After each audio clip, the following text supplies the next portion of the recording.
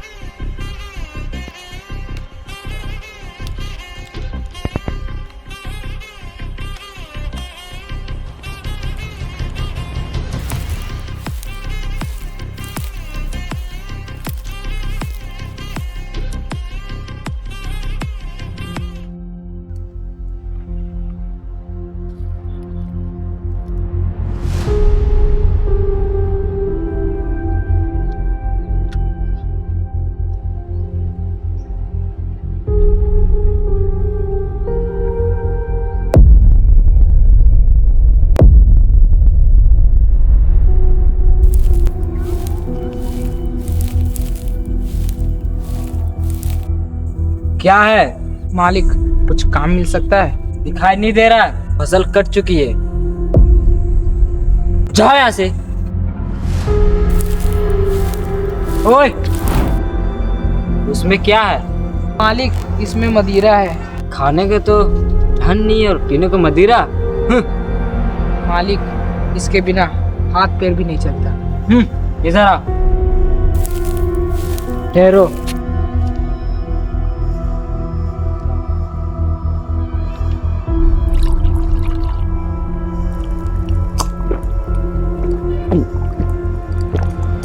चलो।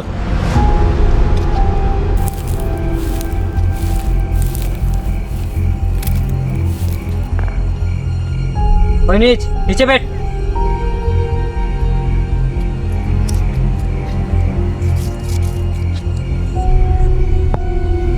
मदिरा पियोगे?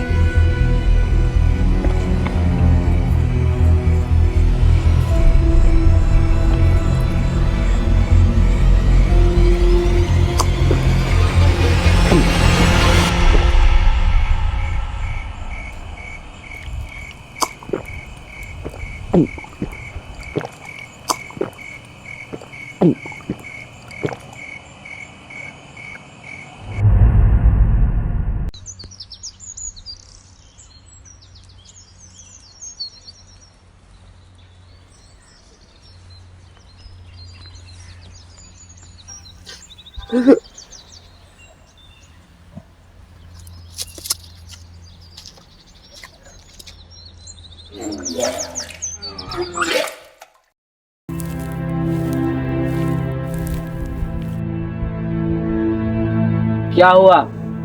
कुछ नहीं, थोड़ा रात को ज्यादा मदिरा पी लिए थे, इसलिए उल्टी टाइम पे लगा था, पेट खराब हो गया था। तो कहाँ किए? इधर नहीं किए, क्योंकि इधर करते तो बास मारता, इसलिए कुआं में कर दिए।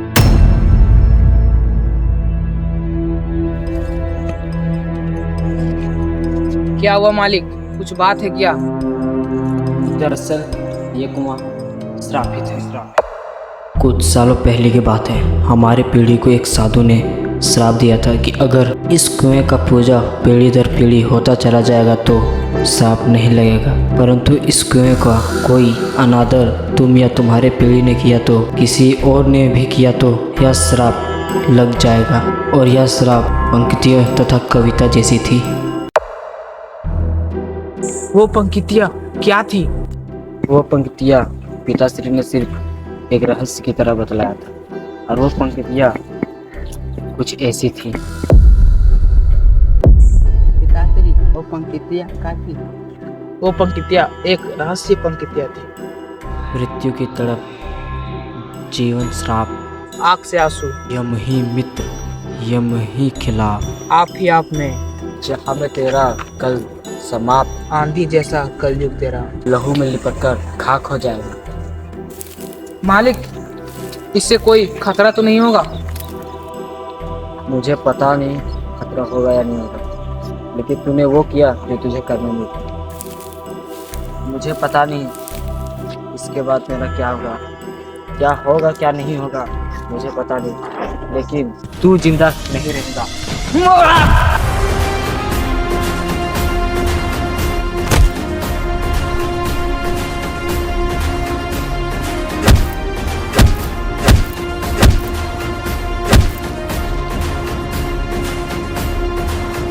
मालिक,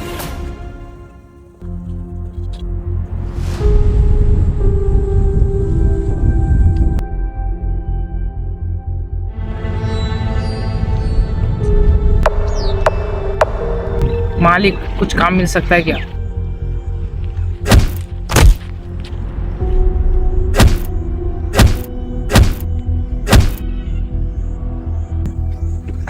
मालिक,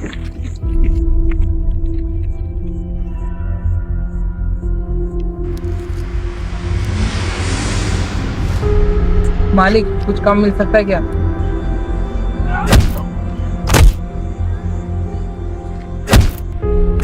मालिक, कुछ काम मिल सकता है क्या? मालिक,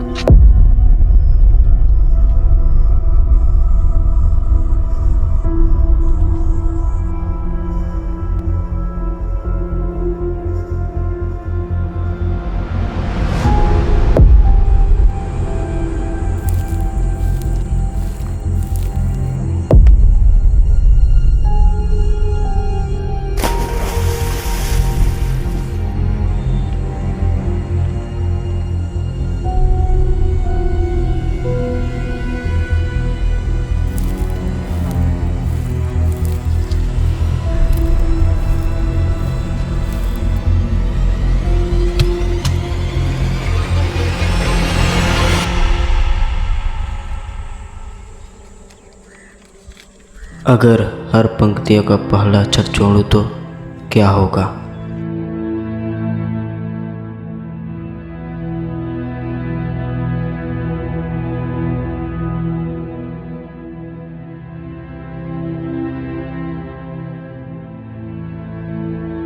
मायाजाल।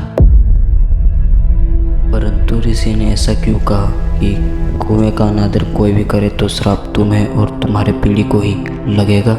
हम जानते हैं कि इंसान अपने कर्म का फल भुगतता ही है। उसी प्रकार जब ऋषि और उसका शिष्य उस कुएं के रास्ते से जा रहे थे तब वहां पर भैरव कुएं के आसपास सफाई कर रहा था और वह कुएं के सामने एक बड़ा सा पत्थर रख देता है, जिससे ऋषि के शिष्य उस पत्थर से ठेस लगने के कारण वह कुएं में गिरकर मर जाता है। इसी कारण इस कुएं को और भैरव को यह श्राप दिया। परंतु उस मजदूर की क्या गलती? मजदूर तो दरअसल कभी मरा ही नहीं था। वो उल्टी करने के बाद वो वहाँ से चला गया था। देव जिस मजदूर को कविता सुना रहा था और बार बार मार रहा था वो सब मायाजाल था।